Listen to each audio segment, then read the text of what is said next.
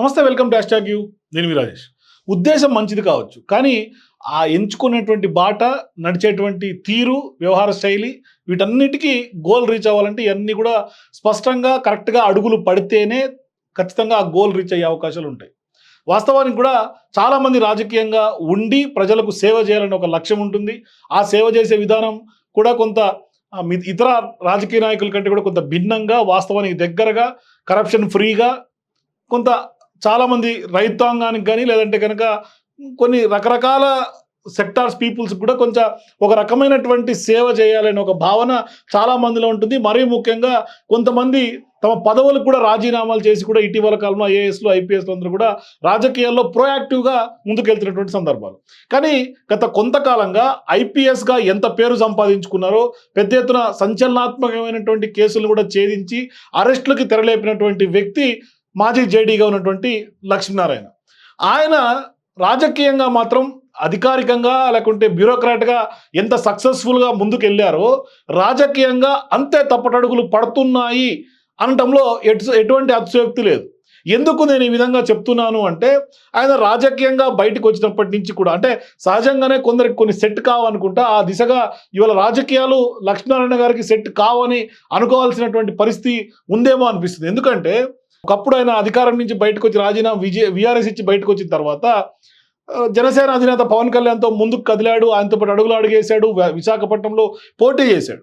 కానీ విశాఖలో పోటీ తర్వాత ఆయన ఓటమి పాలైన తర్వాత కొంత జనసేనకి స్లోగా దూరం జరిగాడు. పార్టీకి రాజీనామా చేశాడు.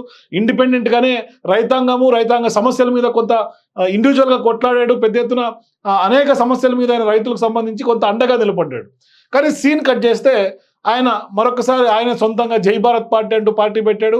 అది కూడా సక్సెస్ఫుల్గా పెద్దగా రాణించినటువంటి పరిస్థితి స్పష్టంగా కనిపించింది. ఎందుకంటే తెలుగు రాష్ట్రాల్లో ఉమ్మడి ఆంధ్రప్రదేశ్లో ఒకప్పుడు జయప్రకాష్ నారాయణ సిద్ధాంతాలు ఏ విధంగా ఉండేవో అదే దానికి రీతిగా కొంత అటు ఇటుగా ఉన్నటువంటి సిద్ధాంతాలతోటే ఇవాళ లక్ష్మీనారాయణ గారు కూడా కొంత రాజకీయాల్లో ఉన్నటువంటి పరిస్థితి. అట్లాంటి సందర్భాల్లో ఆయన సక్సెస్ రేట్ కూడా మనం చూసే ఆయన ఒక్కరే ఎమ్మెల్యే గెలిచినటువంటి పరిస్థితి.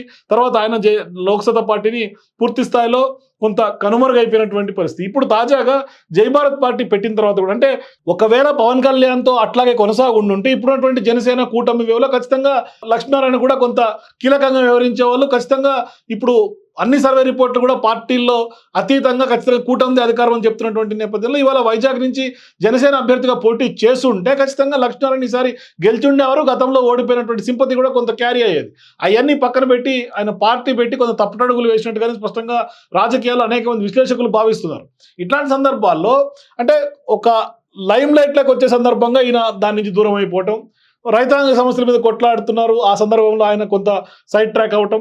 ఇప్పుడు జై భారత్ పార్టీ పెట్టాడు.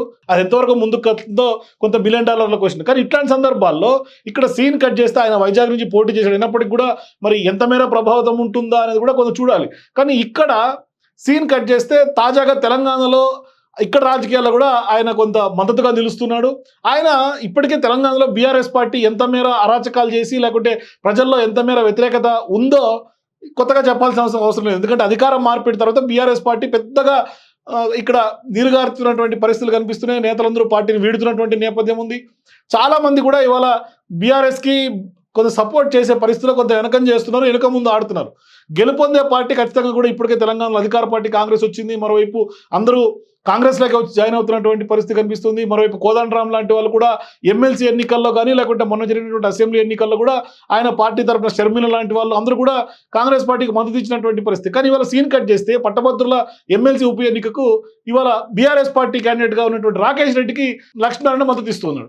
దీన్నే ఇవాళ అందరూ క్వశ్చన్ చేస్తారు. ఎందుకంటే ఇక్కడ తెలంగాణలో బీఆర్ఎస్ పార్టీ అవినీతి ఆరోపణలు ఎదుర్కొంటోంది. కవిత జైల్లో ఢిల్లీ లిక్కర్ స్కామ్లో మగ్గుతోంది.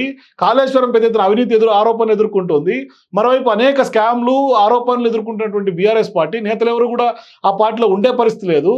అట్లాంటివి పక్కన పెట్టి అవన్నీ కూడా కనిపించకుండా ఇంత వైట్ పేపర్ లాగా ఉన్నటువంటి లక్ష్మీనారాయణ వెళ్ళి బీఆర్ఎస్ పార్టీ అభ్యర్థికి ఇక్కడ కొంత మద్దతు ఇవ్వడం మీద కొంత వ్యతిరేకత, విముఖత, కొంత విమర్శలు ఎదురవుతున్నటువంటి పరిస్థితులు కనిపిస్తున్నాయి. మరోవైపు ప్రశ్నించే గొంతుకగా ఖచ్చితంగా రాకేష్ రెడ్డిని పంపించాలి మండలికి అనేది ఆయన చెప్తున్నటువంటి మాట. ప్రశ్నించే గొంతుక వాస్తవానికి మొదటి నుంచి ప్రశ్నించే గొంతుక తీన్మార్ మల్లన్న కాంగ్రెస్ పార్టీ తరఫున.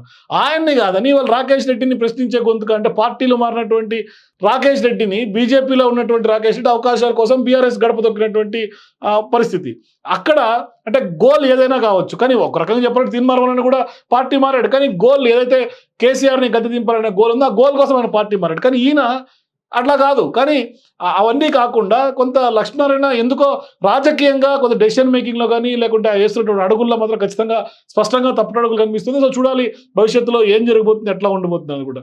మీరు కూడా జేడీ లక్ష్మీనారాయణ రాజకీయ భవిష్యత్తు మీద మీ అభిప్రాయాలు కామెంట్స్ తెలియజేయండి. For more videos please watch #.